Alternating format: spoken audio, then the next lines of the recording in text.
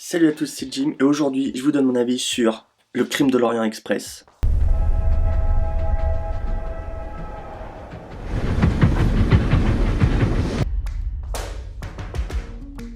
Alors ils ont fini par l'avoir.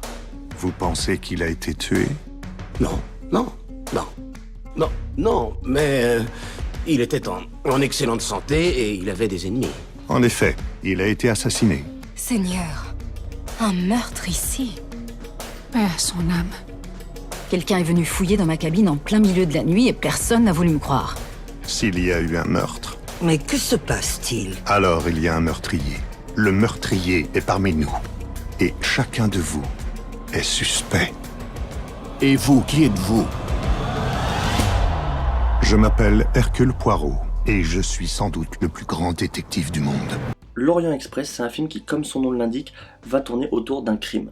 Un crime qui va être résolu ni plus ni moins par le plus grand détective du monde qu'on va connaître, qui est Hercule Poirot. Hercule Poirot, donc personnage qui sort tout droit des livres d'Agatha Christie. Là où le film est bien pensé, c'est que, malgré que ce soit une réadaptation d'un livre, c'est qu'on a l'impression en fait que c'est un Cluedo au cinéma. Là c'est littéralement un petit peu le même esprit dans le sens où on doit chercher qui est la victime parmi plusieurs coupables dans un endroit restreint. Donc moi quand je l'ai vu la première fois ça m'a fait penser à un Cluedo version film, et ce qui fait aussi le succès du film, hormis le fait qu'il soit scénaristiquement très bien écrit, que la qualité de réalisation elle est dans une ambiance qui fait que c'est vraiment prenant, on est dedans, c'est aussi le casting.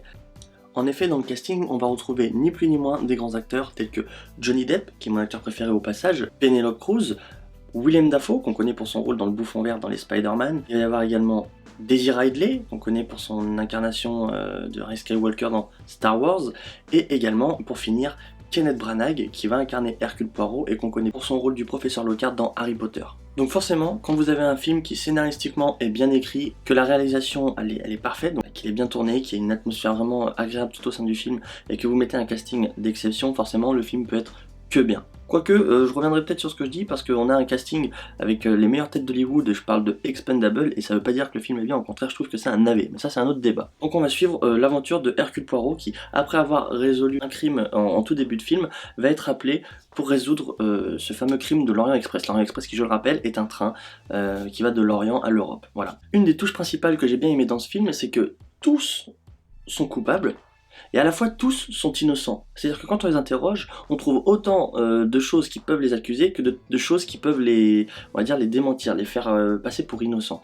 Et du coup dans la tête d'Hercule Poirot ça se bouscule, et il doit chercher continuellement, et jusqu'à la fin du film, jusqu'à la dernière minute, vraiment, on ne sait pas qui est le tueur. On se dit ouais je pense que c'est lui parce qu'il a toutes les preuves contre lui, mais au final toutes les preuves collent aussi contre l'autre, et vice versa, et au final on s'en sort pas. Et donc cette intrigue de vouloir savoir qui est le tueur nous pousse à regarder le film jusqu'au bout, et au final on passe un super moment, et le film il passe tout seul. Je rappelle que c'est un film de 2017 et qui donc a forcément cartonné puisqu'ils ont prévu une suite en 2022 qui sera Le crime sur le Nil.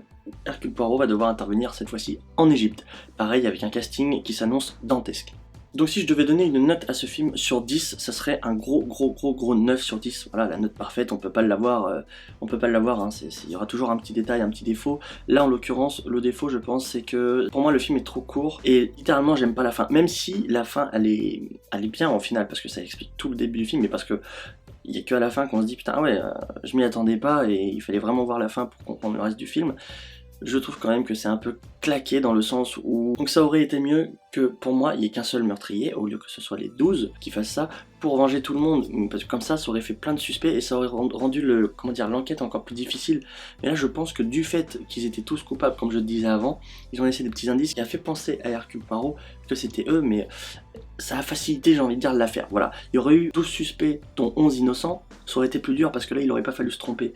Mais là voilà, c'est quand même le plus grand détective du monde et il ne s'est pas trompé. Et le fait que ça soit les 12, je trouve que ça casse un peu tout le côté détective derrière et tout, parce que au final, étant donné qu'ils sont tous coupables, ils ont tous menti, de façon à ce que Hercule galère un petit peu dans son enquête, mais ils auraient dit la vérité en étant innocents, ça l'aurait poussé encore plus difficilement à enquêter, à trouver le vrai assassin, parce qu'ils avaient tous des alibis solides, on va pas se mentir. La petite touche négative du film, mais grosso modo il est très bien. J'ai très hâte de voir le prochain, parce que c'est un film que j'ai beaucoup adoré. Je vous dis, allez le voir, foncez si vous l'avez pas vu, parce que qualitativement parlant, c'est un film qui est, je sais pas quel terme utiliser, mais j'ai envie de dire, dans la réalisation, il est propre, dans le visionnage, il est propre, dans le scénario, il est propre, dans le casting, il est propre, il est voilà. C'est un film qui mérite d'être regardé au moins une fois si vous voulez passer un bon moment.